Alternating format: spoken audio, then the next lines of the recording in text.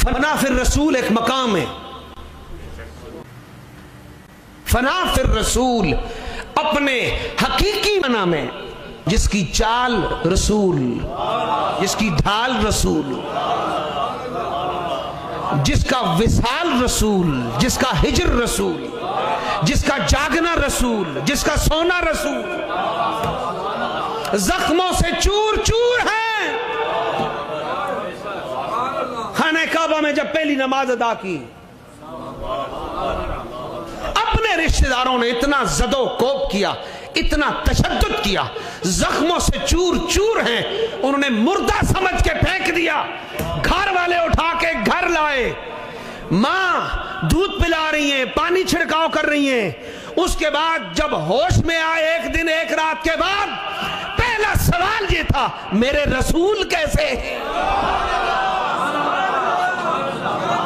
جو اس مقام کا ہو اس کو کہتے ہیں صدیق اکبر۔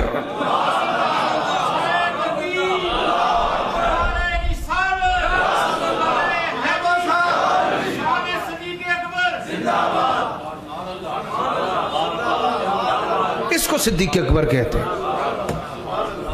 فنا بتاؤں کس کو کہتے ہیں؟ آپ دیکھیں عرصے سے مجھے جانتے ہیں، جل شانہ، آپ کو یاد ہے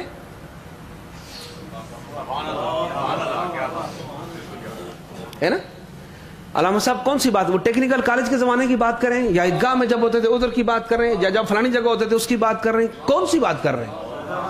یہ جو پچھلے دنوں میں والدین کی عظمت پہ خطاب کیا، یا جب آپ زیارات سے آئے تو وہ خطاب، کون سی بات کر رہے ہیں؟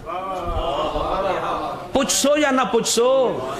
پوچھیں گے نا بھئی یاد کرو، ڈاکٹر صاحب یاد کریں۔ اب سر کون سی بات کر رہے ہیں؟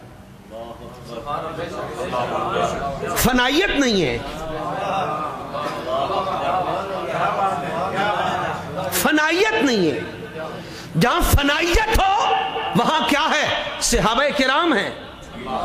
حضور نے فرمایا ابو بکر یاد ہے؟